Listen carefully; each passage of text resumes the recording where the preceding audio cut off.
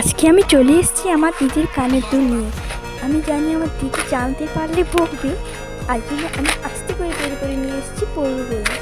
তোমরা বলবে আমাকে পরে কেমন লাগছে, সবগুলো আমি একটা একটা করে পরবো। জানি হয়তো ভালো লাগবে না, তাও তোমাদের মুখ থেকে শুনতে চাই আমাদের কেমন লাগবে। একটা একটা করে খুলে খুলে পরবো আমি। প্রথম স্টেপটা আমাকে কেমন লাগছে,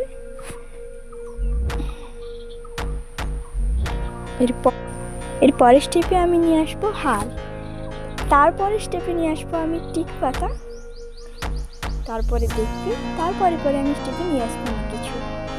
তোমরা বলবে এটা পরে আমাকে ঠিক কেমন লাগছে, ঠিক কেমন লাগছে। এটা তো সব থেকে আমার সেই কালোটা খুব ভালো লাগে, কালো কালারের কানের দুলটা। আর তো খুলে হাত থেকে পড়ে গেল, হতাশ হয়ে দেখে গেলাম, আমি ফেলে দিলাম।